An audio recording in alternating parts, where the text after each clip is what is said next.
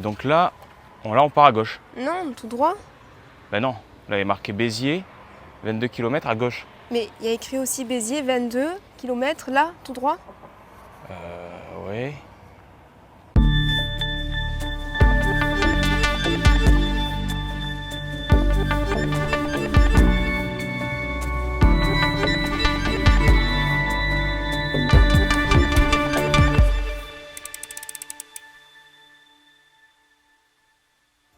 La dernière semaine avant le départ défile au rythme des au revoir qui ressemblent à des adieux.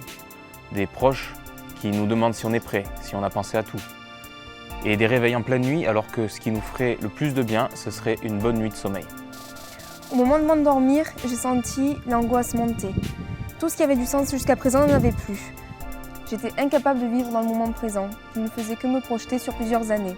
Le lendemain, les au revoir se font dans les larmes, puis dans le silence durant les premiers kilomètres, et finalement comme une libération. Je roule sur ces routes que je connais depuis petite et je les ressens soudain d'une manière complètement différente. Ça y est, on lâche une vie pour une autre, complètement inconnue mais libérée de toute attache. Je me sens bien, motivée à donner le meilleur de moi-même pour profiter de chaque instant.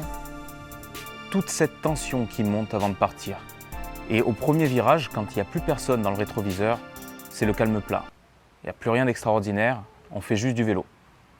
On roule à travers les villes, on observe de loin les gens en voiture s'agglutiner pour faire le plein d'essence. On voit ceux qui préparent leurs enfants pour aller à l'école et on comprend qu'on s'éloigne d'un certain mode de vie. Je suis impressionnée de la vitesse à laquelle les paysages et les routes changent. En 2 jours, nous avons quitté les champs d'oliviers, l'odeur du raisin dans les vignes, les haies de cyprès si caractéristiques de la Provence de notre enfance, pour rejoindre les hérons cendrés, les flamants roses et les chevaux camarguais.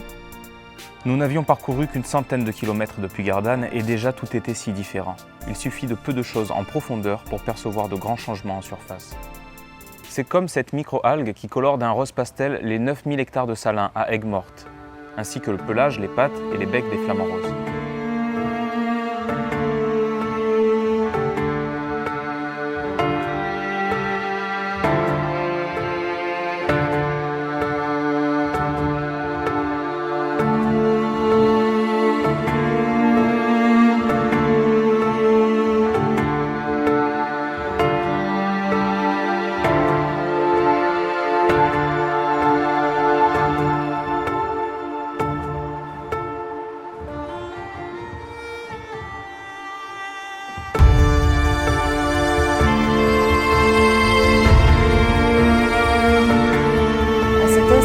Nous étions persuadés d'avoir fait le bon choix. Plus de place pour les doutes, nos vies seraient rose pastel. C'était sans compter sur les rafales de vent et la pluie que nous allions affronter le lendemain.